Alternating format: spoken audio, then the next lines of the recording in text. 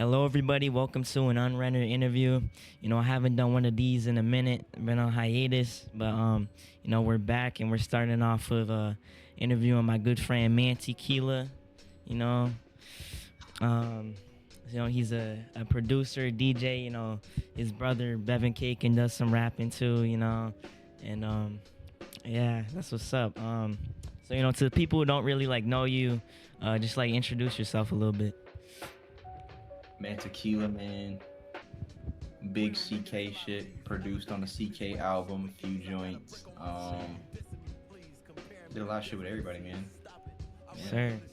What do you work the most with right now? Right now, I've been focused. If you follow the Sir Rodriguez account, man, CK album 2 in the works. So that's what I've been working on recently. Yes, sir. Is there a title for that album yet, or is it still in the air? It's still in the air. Like I said, it's just something being worked on. I don't really got too much to say yet. Yes, sir. But it's coming. It's coming. What do you like? What's your inspiration for your beats you're doing for the project? Shit. I've been listening to J-Lib heavy recently. Just the sort of not only the chemistry they had rapping on each other's beats, J Dilla and Madlib, but the beat chemistry because they were both producing for the tracks. Yeah. So those beats are crazy. Yeah. What was your favorite song off that J-Lib tape? Oh man, it's a song called Strapped. That beat is crazy, bro. Yeah. There's a lot of crazy beats on that project. Yeah, bro. Is Bevan Caken gonna appear on the project? I don't know, man. I don't know, man. We'd have to see. Yeah. Yeah. So, where are you from? Where does MANTQLA come from? I was born in New York. But my mom was in the army, so I just moved around a lot. So I was really just Rolling Stone for real. I moved around a lot. Has New York music had any inspiration on your music? Hell yeah, man. I would say when I was young, my dad put me on all types of people, man. Fucking Sean Price, the whole Duck Down Music family of artists, Black Moon, Nas. Nas is a classic goat.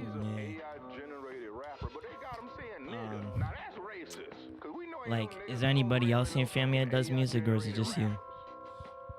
Shit, my dad taught me how to DJ, and starting DJing made me want to make, or how it worked was, taught me how to DJ, dabbled in that, and then started dabbling in beats, just making real fucking shitty beats on my dad's MC. And then I watched the Wu-Tang show. That's a good show. It is that whole first season,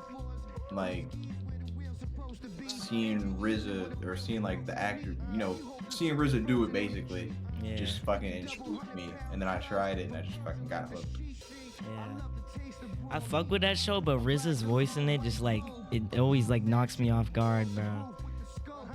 You remember when I was scared of the dog? Yeah, I was gonna say. Yeah. Too much. Yeah. What was it like making Nowhere Internet 2 with Saints? That was a fun time. That was a really fun time. I was gonna say because I had beats for that album, and then I was listening to them, and I was like, these aren't really it. So a whole bunch of new beats, and then they came out way better. And we had a lot of songs. There's a whole, I think we scrapped 10 songs. There was a whole 10 songs that just weren't on the album. Yeah. There were some good ones in there though. There's just certain things yo, this is fire, but re-record the verse, and we were just we'll do that later. So yeah, there's 10 songs that are, most of them pretty much done. Yeah, there was another project that didn't come out before Nowhere Internet too, and what can you say about that? Why didn't that one come out? Shit, we lost the album. There's a bee in the There was, studio. there was a bee in the studio. Mm, I see. I see. Yeah, I would say we lost the album. I think we might have found it. I don't know. I think there's some that's still missing, but like we Mm, lost that album. mm. How'd you get the name for Nowhere Internet? Like, where's that come from? Well, the first Nowhere Internet, the one that's not on streaming, we got the Nowhere part because we were both freshly in Camp Nowhere, and the Internet part is because like at least I thought like we're all like internet guys, like we're not a group that's like doing it in person. You know what I mean? Yeah. Like we're doing this over the internet, so Nowhere Internet. Yeah. What do you think about that first Nowhere Internet project? You know what? It's not bad. It's not bad. As I say, I think Saints carried. I was gonna say some of those beats I did, they were pretty good, but some of those other beats, man. But I think it's solid. I give like a 6 out of 10. I mean, personally, bro, I fuck with all the beats on that project. I think that was a good project. But like, what's your favorite part about working with Saints in general? Cause you work with them a lot. Shit. My favorite part really is just making the beats, sending them to him. He's like, yo, this shit crazy. And then it goes both ways. I make the beats, send them to him. He's like, yo, this shit crazy. And then he'll go record on it and then he'll send it back. I'll be like, damn, this verse is crazy. So yeah, it's just the chemistry. Yeah. How'd you Yeah. like meet Saints? Like, was it just through Camp Nowhere? Yeah, it was through Camp Nowhere. Yeah. How'd you like find Camp Nowhere? How'd I find Camp Nowhere? I have to go to my TikTok, but I'm pretty sure I saw like Sir Rodriguez's like post about it, and I hit him. And I was like, "Yo, can I join?" And then Sir Rodriguez was like, "Yo, I've seen your beats, hell yeah!" And I was like, "Fire!" Can we like expect any more beat tapes soon? I was gonna say I just dropped like some beats that I scrapped a little bit ago, like 5, but solo beat tape, yeah, that's on the list for sure. Is there like any I was different type of things you're doing with these beat tapes from what you regularly do? Or is just like, what's the vision? honestly, next beat tape, I'm trying to get a more industrial sound. Like industrial. Like I said, I want to do a lot of stuff like some drum and bass. I dabble in house. House is pretty fun to me. But more just like industrial music. Like I don't know if you ever listened to a Gangrene album, but something I've like heard that. of it. Yeah. Like, your beats are very like sample based. Is there anything like you look for in a sample when you're making a beat? Really like for me it's just mainly the feeling. Like texture wise. Yeah. You know what I mean? Like I like samples that are warm, if that makes sense. Yeah, I feel you. Yeah. You use like actual vinyl sometime, right? Yes. I do dig in the crates. What's like crate digging? What's the average crate digging experience? Shit, I was gonna say, I think some of my most fond crate digging memories. Saying that like I haven't done. I said my favorite times to crate dig. I was gonna say I'll go back to New York, link up with family, link up with my dad, and we'll go hit the record shop, the Soundgarden, and just fucking. I was gonna say just fucking go to the discount section, man. The $1 records, they got some heat. That's dope. Like, hold up. You also like on the topic of beat tapes. You also did a tape called Soul Child, which is like volume 1. Is there gonna be like a volume 2 anytime soon, or like What's up with that? Maybe. It's cause it was mainly just like a passion project. Like I really made that for my parents. Like, cause I was inspired by Knowledge. I saw Knowledge did some Music Soul Child remixes, and I was like, yo, my parents love Music Soul Child. Let me throw some beats down and throw some Music Soul Child vocals on it. So I just did that, and I was like, yeah, this is fire. I'm gonna put this out. And on Spotify, it's pretty fire. Yeah, some really good beats on that project. To anybody watching this, if you haven't checked it out, check that out. Like what can we expect in general for the future of Manti? Oh man, I was gonna say, we got a lot. Like I said, right now, if you follow Sir Rodriguez, working on a CK album too, it's coming. But I got I got an EP coming out with Tony Mundo. That's gonna be fire. Check that shit out when it drops. And then past the EP with Tony Mundo, me and Tony Mundo got hella shit in the vault. But EP coming out with Tony Mundo right now, and then got an EP. It's being worked on. Me and Young Neil. It's gonna be fire. And the shit just got fucking dark. And then I was gonna say make some beats. Maybe you gotta hit Saints. The people gotta hit Saints to see how he's feeling. But Nowhere Internet 3. Hey man. Hey. Go ask him.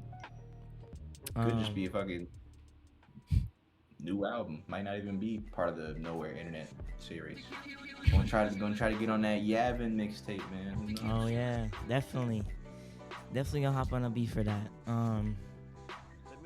Like I was saying, I completely forgot to mention it, but we work with Tony Mundo a lot, and like in person. Like most people, like I mentioned, just like internet stuff, but like you've worked with him in person. Like how'd you find Tony Mundo? Or like did he find you? Like how'd that happen? Yeah, so I lived in El Paso for a while. I love El Paso. I was gonna say, like, in the future, when this shit takes off, I want to get a house out there for real. It's such a nice place. But I did after my first show. I think it was after my first show. He followed me on Instagram and we just chopped it up. And at the time, I had recently released a Prodigy like tribute beat tape. Like I flipped some Prodigy verses and like put my beats on them. And he heard it. He was like, "Yo, I fuck with Prodigy heavy, one of my favorite rappers. I love the beats too." And in my mind, I'm like, "Yo, I fuck with the music. I'm down to do a project, but I ain't want to just like spring it on him and be like, yo, I know you just fucking acknowledged my existence, but let's do an entire fucking project together." Like that's a huge commitment. But he hit me. He was like, "Yo, we should do a project," and I was like, "Shit, hell yeah!" So started working on beats, sending them beats, and then eventually finally got around to like getting in the studio and like working. And I would say it was a good experience. It's a good experience because just super like fucking professional and incredibly talented dude. I was gonna say I'll watch it. And when I say professional, I mean like he's prepared. Like he'll come in the studio and have everything ready. He's not like one of those people who will buy studio time and then spend like 45 minutes in the studio writing a fucking verse. Hops in, got the verse ready. He'll do like, bro, that motherfucker will do like 7 takes and just to get it perfect. And I'm like, hey man, fucking good shit. And the writing game is crazy. I was gonna say, incredibly talented dude. And I'm glad that I was able to cross that bridge. Like 2 of my fucking favorite people to collaborate with, Saints and Tony Mundo. I finally got that bridge, that collab to just happen, and it was on Nowhere Internet too. Yes, and sir. It was a good time. So like most of the stuff you do with Tony Mundo is in like the studio, right? Yeah. Do you like make like beats in the studio, or do you just like bring them to the studio? I was gonna say I would make beats and like I would put them in a Google Drive and we'd like share them over the internet, and then he'd bring them into the studio and be like, "Yo, I'm bringing this one in or this one in." But like while I was in the studio, I would bring my equipment and make beats while I was in the studio. Yeah. Mm. Do you like prefer like being in the studio over like being at home? Like, what do you prefer? I say, well, I'm a fucking recluse, but it varies. Like sometimes I'm in the mood to be in the studio and just be working, but sometimes like stuff gets done better at home. Yeah. So, you're part of Camp Nowhere. It's a very big part. What do you like the most about being at Camp Nowhere? It sound like doesn't sound bad, but like I feel like a lot of like online internet groups, they get to a point where like they don't even make music anymore. They're just like a friend group. But I say I like the friendship that we all share, and I like how um we're like we have a good friendship, but we're still like about business. You know what I mean? Like we still Yeah. like work. No one's getting distracted. Like Saints album about to come out. Yes, sir. Had a had a little listening party. That shit was fire. And when that comes out, you gotta check it out. Shit. Um, said Rod dropped some EPs, fucking singles. Like I think me and Rod got a single coming out. Aside from all the music stuff, like, what are some of your like favorite like media, like video games or like movies and shit? Like, what's some of your favorites? I was gonna say, I think one of my favorite pieces of media from all time is, I can say pieces of media because it spreads across all forms pretty much. When I was younger, um, my dad would let me take a PS3 to my grandma's because he had work, and I would like stay the weekend over there because he works through the weekend. He does late shifts and shit. That's a hard-working dude, but let me take the PS3 to my grandma's crib, and there was this game on there that I'd never seen called The Warriors, and I was like, I've never seen that before, but I'll give it a try. I was playing it, and I was like, bro, this shit is tight. It's like a fighter game, and it was good. It was made by Rockstar, and it's a movie too, and the movie's really good too. And it's a book. In the book, I thought it was good. I just, having seen the movie and played the game first, I was more into the movie and the game. But The Warriors, it's one of my favorite video game / movies of all time. Mm. Wait, like Warriors, as in like the one where it's like Warriors come out to play. Yeah. That one? Yeah. Yeah. My dad showed me that movie and shit when I was younger too. Banger. Yeah. What's like some of your favorite like cartoon shows? Shit. I like Regular Show a lot. Mm. I like Regular Show. I mean, like the classics, yeah, SpongeBob. Ooh, Ed, and Eddie. Mm. That was my shit right there. Yeah. Have you seen the new Regular Show? I have not. I'm waiting to watch it with my wife. Mm. Yeah. And what's it like being a married man now that you're a married man? I say it's a great time. Mm. I was gonna say I see so many old motherfuckers and their like main sense of humor is like, I fucking hate my wife. And it's like, bro, you just, I was gonna say, I don't think you're capable of experiencing connection. And I was like, you married, you committed to a motherfucker that you don't enjoy being around. Mm. I love my wife. If you get married and I feel like you low key, if your wife is not your best friend, throw the whole shit out. Facts. I don't understand. That is my best friend right there, and my wife. Love her. Oh, Love you, husband. Love you, husband. oh God. wasn't asked this question. I'm gonna show it off anyway because my baby. Anybody asking what I produce with? SP. This is the shit right here. That's what I do everything on. I do it on this. I'll record it into a DAW. If it needs anything else, like fucking want to put a string in there or some synths or some shit, I'll throw it over the top. That's it. And it sounds terrible. Super amateur musician shit. But I mix most of my beats on the fucking SP. Because they have like a little section. There's 2 buses, and those are like the performance effects. You may do like a little stutter or some shit. But they have like a bus 3 and 4, and that's like the master chain. You can do 2 effects. You can do a fucking bus 3 and a bus 4 for the effects. I'll slap those on. That's like my secret sauce. I won't say what effects, but if you listen to my music and you know anything about the SP, you could probably figure it out. But secret sauce for sure. Oh, and it's battery powered. Oh shit. Yeah, that's my shit. Now, how'd you get into like producing with the SP? Because like a lot of people just do like digital stuff nowadays, but you know, sets you apart is that like you actually use the equipment and shit. So, I wanted to make beats, and my dad was like, yo, I found this shit on Facebook Marketplace.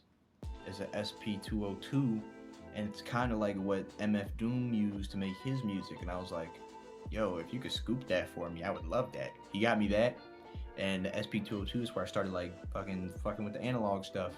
And the SP202, love it, but as someone that was like all I could make beats on, I made some decent beats on the SP202, but like you can't really do much there because on the SP202, the biggest draw, there's no sequencer.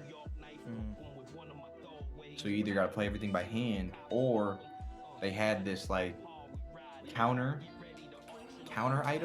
piece that you could get for the SP202. It was I forgot, it was like a Dr. Drum or something, and that had a sequencer on it. You were supposed to combine the two, and that's how it worked. Yeah. But did not have a Dr. Drum, just had the SP202. So I was thugging it for a while, and then I started making beats on Serato samples for a minute. And I was just fucking around, just fucking having fun. And then for my 16th birthday, the SP404 had come out like I think a year prior, maybe a year or 2 prior. And I asked my mom for it, and my mom was like, yo, you can either get a car or you can get that. And I was like, give me that. Oh shit. So yeah, I was gonna say, fucking lasted me this long, and I love it. I know the ins and outs of that fucking machine. Do you do like anything digitally? Like, do you use FL Studio at all? Yeah. I was gonna say, I've made some beats on FL. Yeah. I dabble. Cause you produce a song for Jaguar on her old tape. She took it down, but yeah, that was on FL, right? Yeah, I did that on FL. Yeah. Yeah, I don't have that much other questions to ask. So this about wraps up the interview. Is there anything else like you'd like to tell people watching? DK going up, man. Saints going up. We all going up. Fucking